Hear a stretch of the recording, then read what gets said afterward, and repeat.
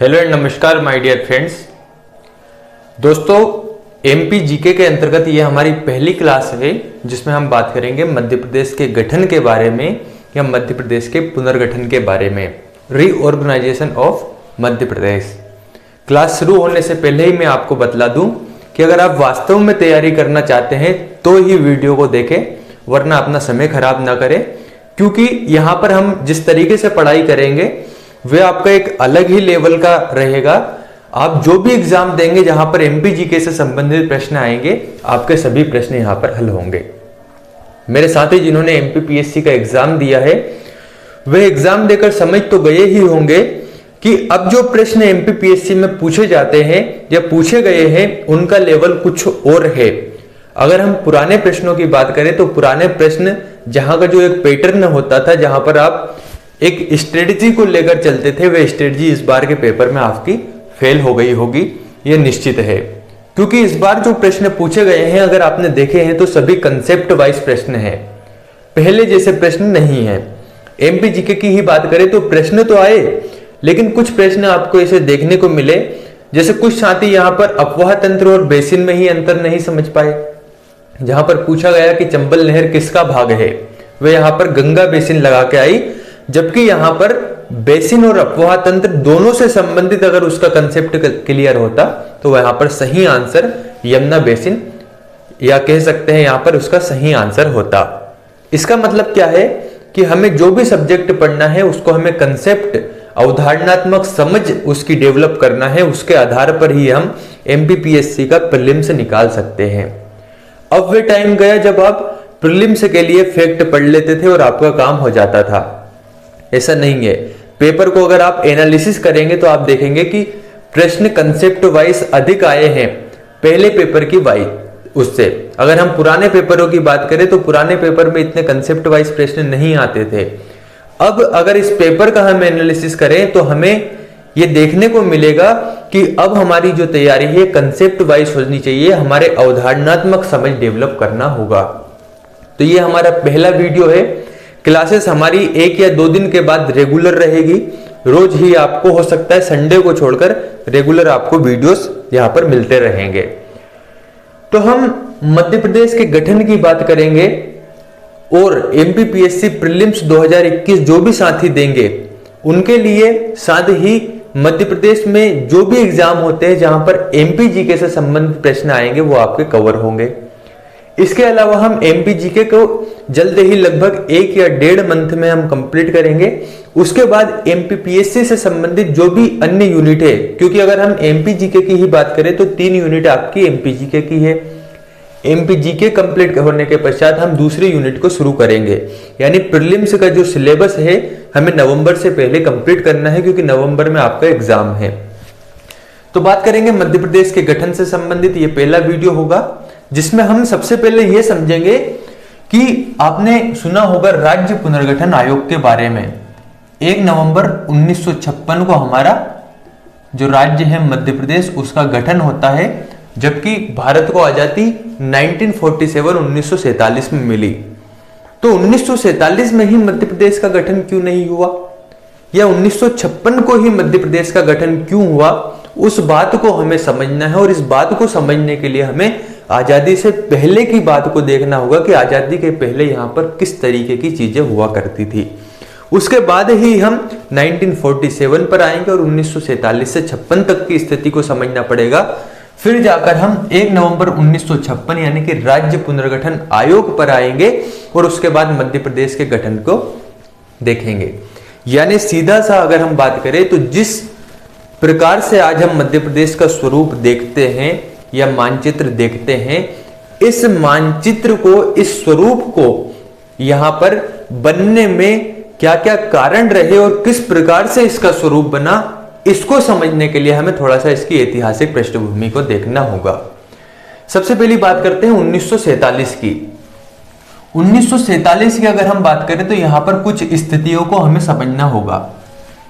पहली स्थिति तो ये कि 1947 जब भारत आजाद होता है, आजादी के पहले कुछ चीजें यहां पर चल रही थी, जैसे भाषा के आधार पर राज्यों के गठन की मांग चल रही थी कि भाषा के आधार पर राज्यों का गठन होना चाहिए। 1947 से पहले ही ये मांग चल रही थी। दूसरी बात ये कि जैसे राज्य आज हम देखते हैं, जैसे मध्य प्रदेश, छत्तीसगढ़, महाराष्ट्र, बिहार, राजस्थान, इस प्रकार के राज्य 1947 से पहले नहीं थे। तो फिर क्या था? इसके पहले हुआ करते थे ब्रिटिश प्रांत, जहां पर ब्रिटिश गवर्नमेंट शासन करती थी। रियासतें होती थी जहां पर राजाओं का शासन होता था, यानी कि राजाओं की रियासतें थी। इसका मतलब क्या है? कहने का मतलब ये कि भारत में उस समय राज्य नहीं थे, उस समय राजाओं की रियासतें थी, और जहां पर ब्रिटिश गवर्नमेंट कार्य कर रही थी, जहां पर उनका शासन होता था, वे ब्रिटिश प्रांत हुआ करते थे। तो 15 अगस्त 1947 की बात है। 15 अगस्त 1947 को हमारा देश आजाद होता है, हमें स्वतंत्रता प्राप्त होती है। आजादी के समय हमारे सामने सबसे मुख्य जो चुनौती होती है, वह चुनौती यह होती है कि हम जो देशी रियासतें हैं, इन देशी रियासतों का एकीकरण कैसे करें। तो सबसे पहले 15 अगस्त 1947 को जब हमारा देश आजाद हुआ, तो उस समय यहां पर कौन कौन से प्रशासनिक तंत्र हैं, उसके बारे में देखते हैं। पहला प्रशासनिक जो इकाई थी, वह थी ब्रिटिश प्रांत। यानी कि जब अंग्रेज भारत से 1947 को चले जाते हैं, तो जाने के बाद भारत में 3 प्रकार के क्षेत्र या 3 प्रकार की इकाइयां देखने को मिली। एक था ब्रिटिश प्रांत, दूसरे थी देशी रियासतें, और तीसरे थे चीफ कमिश्नरी क्षेत्र। तो ब्रिटिश प्रांत कौन सा प्रांत था? जहां पर ब्रिटिश गवर्नमेंट कार्य करती थी, ब्रिटिश गवर्नमेंट शासन करती थी, वह होता था ब्रिटिश प्रांत। दूसरी बात यह, यहां पर जो ब्रिटिश गवर्नमेंट थी, यह प्रत्यक्ष रूप से शासन करती थी, यानी कि डायरेक्ट रूप से शासन करती थी। डायरेक्ट का मतलब क्या हुआ कि इसमें किसी दूसरे के द्वारा शासन न करवाकर सीधे ब्रिटिश जो यहां पर गवर्नमेंट थी, उसके द्वारा शासन होता था, उसे कहा जाता था ब्रिटिश प्रांत। दूसरा था देशी रियासतें। रियासतों का मतलब सीधा सा सिंपल है कि यहां पर राजाओं का शासन रहा होगा। लेकिन चूंकि आप जानते हैं उस समय भारत में अंग्रेजों की सत्ता थी, तो यहां पर राजा तो शासन करते थे, लेकिन राजा इन रियासतों में अंग्रेजों के माध्यम से शासन करते थे। तो देशी रियासतों में राजाओं का शासन अंग्रेजों के माध्यम से हुआ करता था। और तीसरा था चीफ कमिश्नरी क्षेत्र, यानी कि जो कमिश्नरी क्षेत्र होता था, वह तीसरा भाग था भारत में चीफ कमिश्नरी क्षेत्र। 15 अगस्त 1947 के समय भारत में यह स्थिति थी। तो अब देश आजाद हो जाता है। आजादी के बाद हमारे सामने कौन कौन सी चुनौतियां होती है? सबसे पहली चुनौती तो ये कि ये जो देशी रियासतें हैं, लगभग 565 से अधिक यहां पर देशी रियासतें थी। इन देशी रियासतों का एकीकरण करना, क्योंकि यहां पर राजे रजवाड़े हुआ करते थे, राजाओं का शासन था, तो इनको किस प्रकार से यहां पर सहमत करवाया जाए कि यह अपनी रियासतों को भारत में मिलाए, राज्यों का निर्माण कराए, और इस प्रकार से अखंड भारत का निर्माण हो। तो सबसे बड़ी चुनौती तो थी देशी रियासतों के एकीकरण की। दूसरी चुनौती यह थी कि इन रियासतों का एकीकरण कर किस प्रकार के राज्य बनाए जाए, और राज्यों के निर्माण के लिए यहां पर मुख्य भूमिका निभाई संविधान सभा ने। संविधान सभा वह सभा जिसके द्वारा संविधान का निर्माण किया जा रहा था, जहां पर भाग 1 में अनुच्छेद 1 से 4 तक वर्णन मिलता है कि यहां पर राज्यों का निर्माण किस प्रकार से होगा। तो संविधान सभा ने राज्यों के निर्माण में महत्वपूर्ण भूमिका निभाई। तीसरी चीज ये कि जैसा कि हमने बात की, 47 से पहले ही भाषा के आधार पर राज्यों की मांग चल रही थी, तो उन मांगों को भी यहां पर किस प्रकार से पूरा करना है, ये सभी चुनौतियां भारत के सामने थी 1947 में। तो सबसे पहला जो पॉइंट था कि देशी रियासतों के एकीकरण की बात करें, तो आप जानते हैं लौह पुरुष के नाम से जो विख्यात है सरदार वल्लभ भाई पटेल। सरदार वल्लभ भाई पटेल वह व्यक्ति थे जिन्होंने देशी रियासतों का, इन 565 प्लस रियासतों का एकीकरण करना प्रारंभ किया, और एकीकरण कर 26 जनवरी 1950 तक सभी रियासतों को भारत में एकीकृत किया और अखंड भारत का निर्माण किया।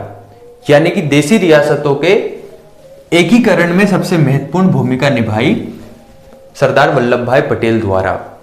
अब पटेल साहब ने यहां पर देशी रियासतों का एकीकरण तो किया, लेकिन इसके एकीकरण के पश्चात यहां पर भारत में राज्यों का निर्माण भी होना था। तो राज्यों का निर्माण किस प्रकार से हुआ उसको अब हम देखते हैं।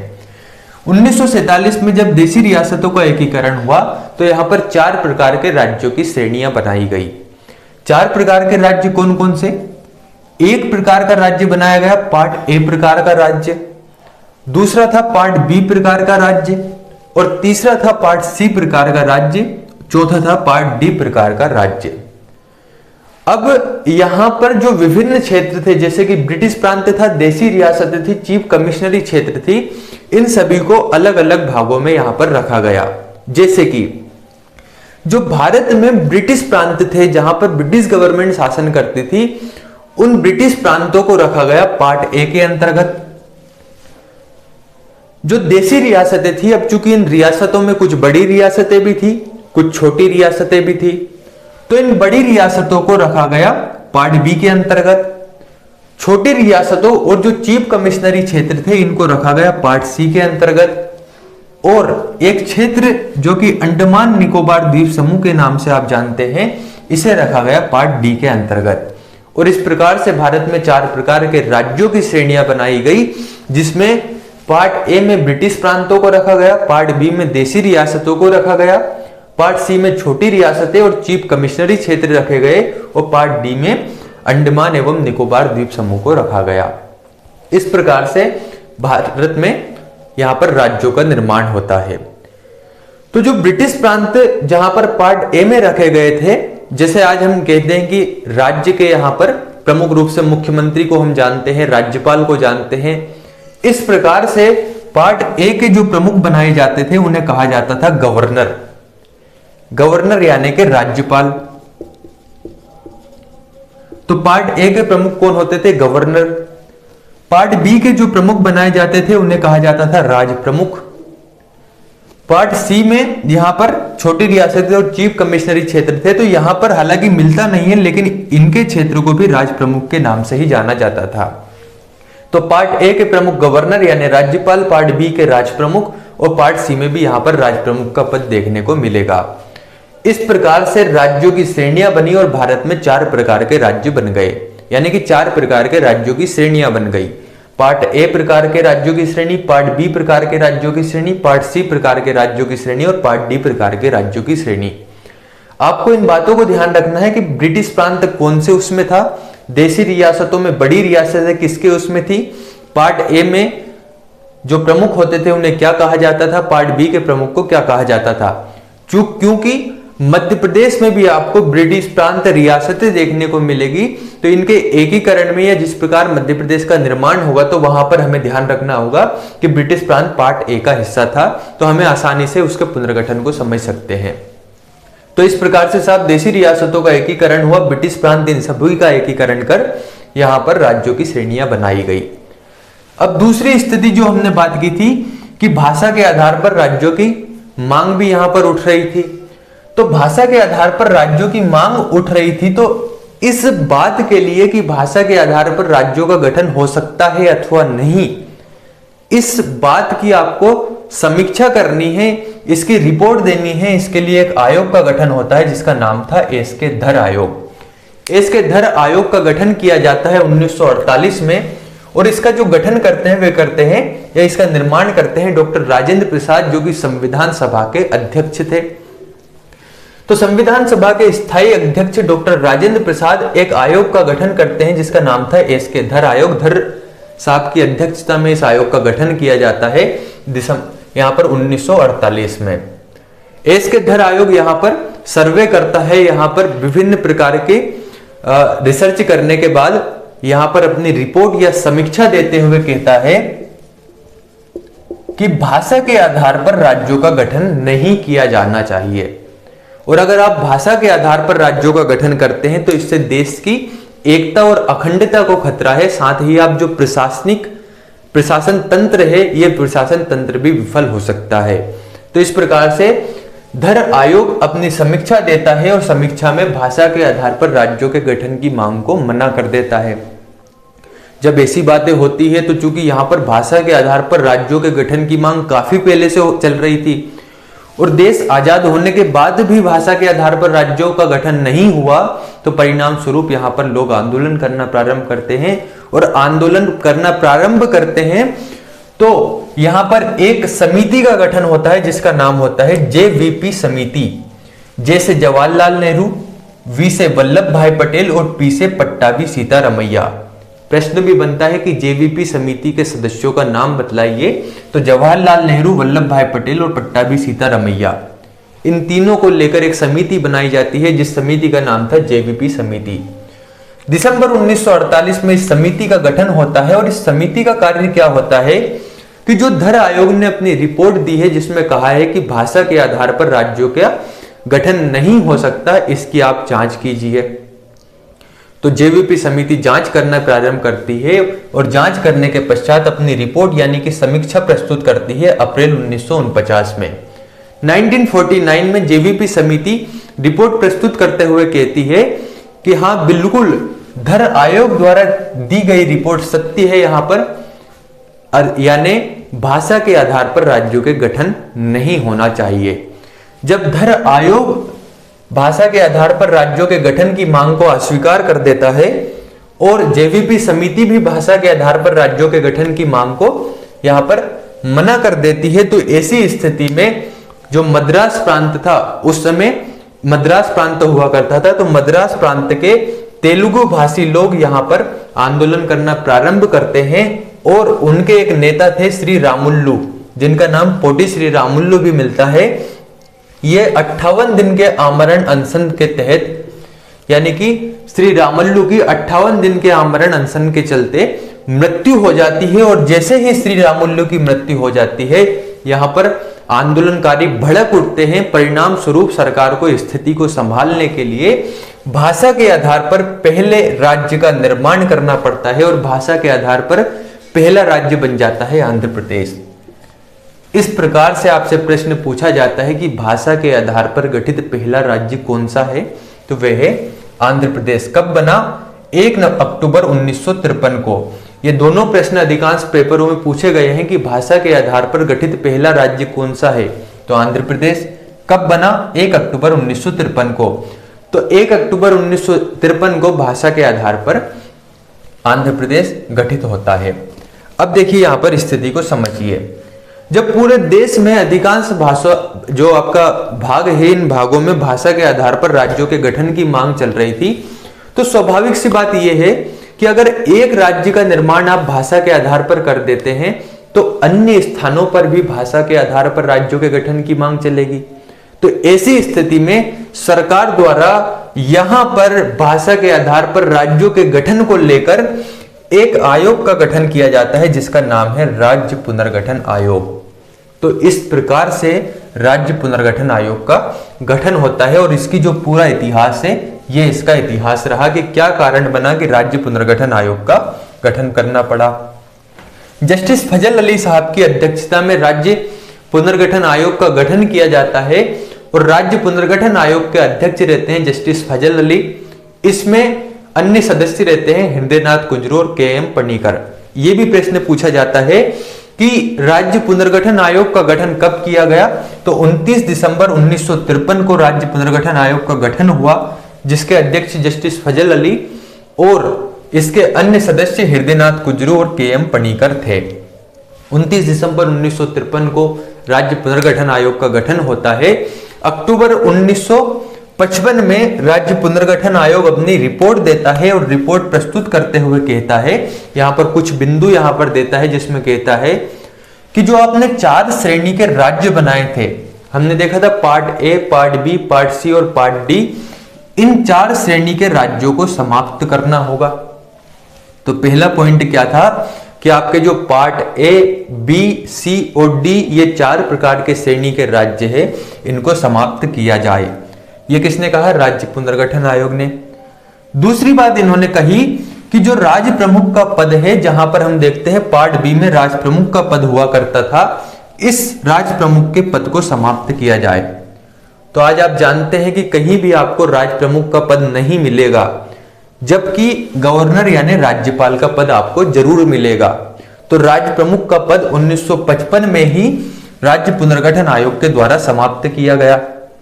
तीसरी बात इन्होंने कहा कि 14 राज्य और 6 केंद्र शासित प्रदेशों का गठन किया जाए।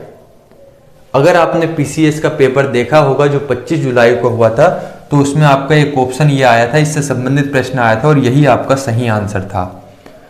यह आपका सही आंसर कब हो सकता था? जब आप इस प्रकार से कंसेप्ट वाइज इसको पढ़ते कि 14 राज्य और 6 केंद्र शासित प्रदेश के गठन की बात राज्य पुनर्गठन आयोग ने की थी, जो कि 14 राज्य और 6 केंद्र शासित प्रदेशों में से इन्हीं 14 राज्य में एक हमारे मध्य प्रदेश का गठन भी होता है और 1 नवंबर 1956 को हमारे मध्य प्रदेश का गठन होता है।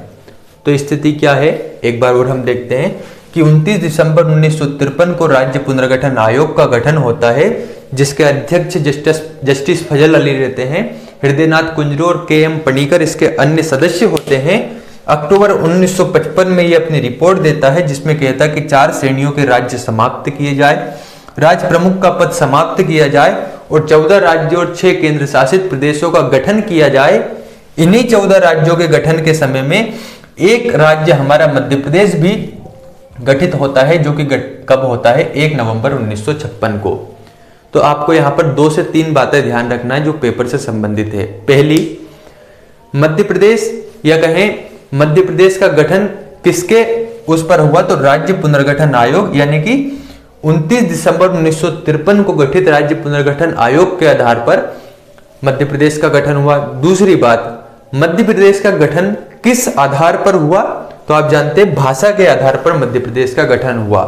यह आपको ध्यान रखना है कि भाषा के आधार पर मध्य प्रदेश का गठन हुआ। तीसरी बात यह कि 1 नवंबर 1956 को मध्य प्रदेश का गठन हुआ। चौथी बात यह कि 1 नवंबर को ही मध्य पर्व या मध्य प्रदेश दिवस के नाम से मनाया जाता है। तो साथियों, ये थी कुछ इस प्रकार से मध्य प्रदेश के गठन की बात की। इस प्रकार से 1 नवंबर 1956 को मध्य प्रदेश का गठन होता है। अब हम मध्य प्रदेश में स्थिति को समझेंगे अगले वीडियो में कि राज्य की जो श्रेणियां थी, ये किस प्रकार के राज्य मध्य प्रदेश में कहां पर थे, इनको किस प्रकार से एकीकृत किया गया और वर्तमान मध्य प्रदेश का जो भाग है उसको किस प्रकार से बनाया गया। तो एक बार और हम देखते हैं कि 15 अगस्त 1947 को 3 प्रकार की इकाइयां थी, फिर 4 प्रकार की श्रेणियों के राज्य बनाए गए, विभिन्न आयोगों का गठन किया गया भाषा के आधार पर राज्यों को लेकर। 1 अक्टूबर 1953 को पहला राज्य बना आंध्र प्रदेश और राज्य पुनर्गठन आयोग के आधार पर मध्य प्रदेश का गठन हुआ 1 नवंबर 1956 को। तो मध्य प्रदेश का गठन यहां पर 1 नवंबर 1956 को होता है। अब हम इस स्थिति को देखेंगे और मिलते हैं अगले वीडियो में। धन्यवाद।